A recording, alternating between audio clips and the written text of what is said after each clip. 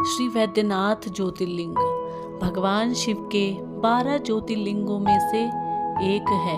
वैद्यनाथ मंदिर में भगवान शिव का 9वां ज्योतिर्लिंग श्री वैद्यनाथ जी के रूप में स्थापित है। सावन के महीने में जहां लाखों श्रद्धालु कांवड़ यात्रा करने आते हैं और भगवान वैद्यनाथ जी को जल अर्पित करते हैं। श्री वैद्यनाथ धाम ज्योतिर्लिंग मंदिर हिंदुओं का प्रमुख एवं प्रसिद्ध मंदिर है। इस मंदिर में भगवान शिव की पूजा आराधना बाबा वैद्यनाथ के रूप में की जाती है। यह मंदिर भारत के झारखंड राज्य के देवघर में स्थित है। सिद्ध पीठ होने की वजह से यहाँ भक्तों की मुरादें जल्दी पूरी होती हैं, इसलिए इस ज्योतिर्लिंग को कामना लिंग भी कहते हैं। श्री वैद्यनाथ ज्योतिर्लिंग का इतिहास और पौराणिक कथा दशकंदर रावण से जुड़ी हुई है, जिसकी चर्चा इसी वीडियो में हम आपके साथ आगे साझा करेंगे।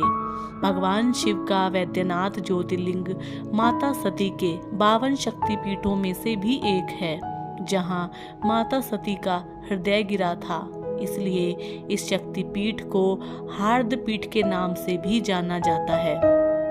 तो आइए चलते हैं इस वीडियो के माध्यम से हम आपको भगवान वैद्यनाथ ज्योतिर्लिंग के विषय में संपूर्ण जानकारी प्रदान करेंगे।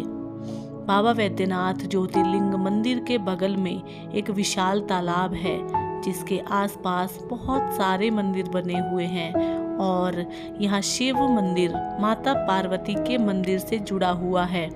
पुराणों के अनुसार यह कहा जाता है कि वैद्यनाथ मंदिर ज्योतिर्लिंग मंदिर के बाद वासुकीनाथ शिव मंदिर के दर्शन किए जाते हैं, जो कि देवघर से 42 किलोमीटर एक छोटे से गांव में स्थित है। इस प्रसिद्ध वैद्यनाथ धाम के परिसर के सभी मंदिरों जैसे पार्वती लक्ष्मी नारायण मंदिर के शिखरों पर त्रिशूल की जगह पंचशूल लगा हुआ है, जिसे एक अजेय शक्ति माना जाता है, जो कि एक सुरक्षा कवच की तरह है। इस प्रकार का पंचशूल रावण ने अपनी लंका की सुरक्षा के लिए चारों ओर लगवाया था।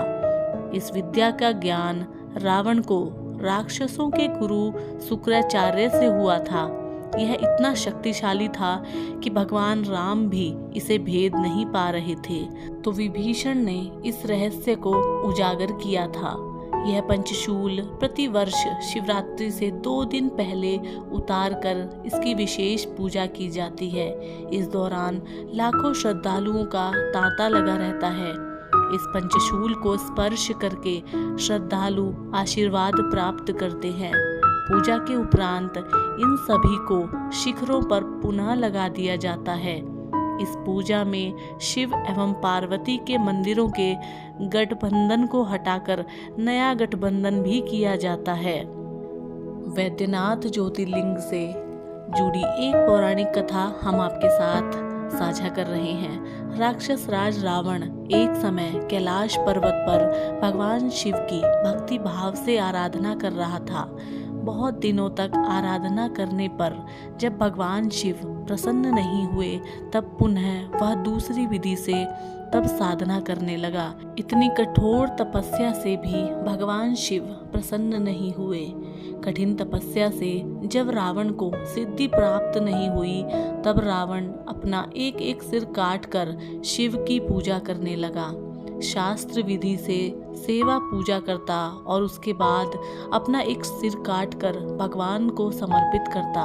इस प्रकार उसने 9 मस्तक काट डाले। जब वह अपना अंतिम मस्तक काटने ही वाला था, तभी भगवान शिव उस पर प्रसन्न होकर प्रकट हुए और साक्षात प्रकट होते ही रावण के पूर्ववत मस्तक जोड़ दिए और रावण को पराक्रम प्रदान किया। भगवान शिव को नतमस्तक हो विनम्र भाव से हाथ जोड़कर रावण ने कहा, देवेश्वर, आप मुझ पर प्रसन्न होइए। मैं आपको लंका ले जाना चाहता हूँ। मेरी मनोरथ सिद्ध कीजिए।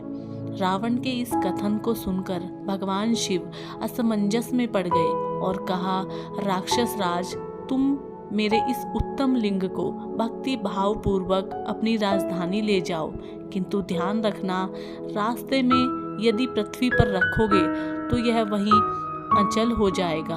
भगवान शिव द्वारा ऐसा कहने पर राक्षस राज रावण ने स्वीकार कर लिया और उस शिवलिंग को लेकर अपनी राजधानी की ओर चल दिया। जब रावण शिवलिंग को लेकर चला तो मार्ग में चित्तो भूमि में ही उसे लघुशंका करने की प्रवृत्ति हुई। उसने उस लिंग को एक अहीर को पकड़ा दिया और लघुशंका से निवृत्त होने के लिए चला गया।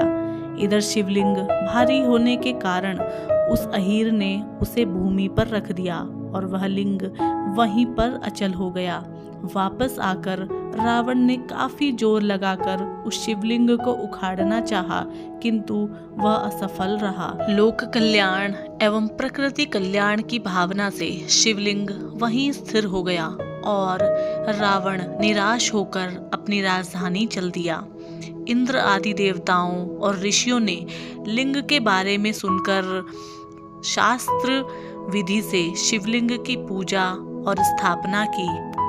इस प्रकार रावण द्वारा किए जाने वाले तपस्या के फल स्वरूप श्री वैद्यनाथ ज्योतिर्लिंग का प्रादुर्भाव हुआ, जिसे देवताओं ने स्वयं प्रतिष्ठित कर पूजन किया।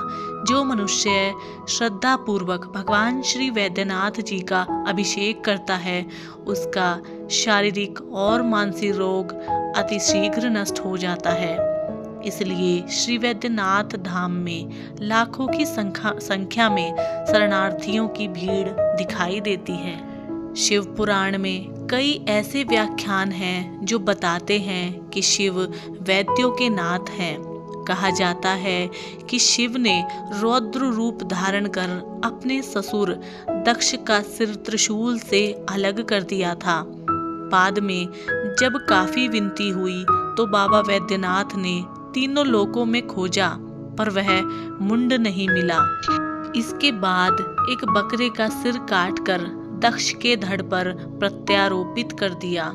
इसी के चलते बकरे की ध्वनि ब ब ब के उच्चारण से महादेव की पूजा करते हैं। इसे गाल बजाकर उक्त ध्वनि को श्रद्धालु बाबा को खुश करते हैं। तो यह थी वैद्यनाथ ज्योतिर्लिंग से जुड़ी कुछ रोचक तथ्य और पौराणिक कथाएं। तो अगर आपको इस तरीके की कथाएं पसंद हैं तो कृपया आप हमारे चैनल को सब्सक्राइब कर लीजिएगा, वीडियो को लाइक कीजिएगा और किसी तरीके के सुझाव अगर आपके पास हैं तो उन विचारों को हमारे साथ अवश्य साझा कीजिएगा। हम आपसे मिलते हैं कल एक और नई और रोचक कहानी के साथ में। तब तक के लिए नमस्कार, जय हिंद। और यदि आप महादेव के सच्चे भक्त हैं तो कमेंट में हर हर महादेव अवश्य लिखें।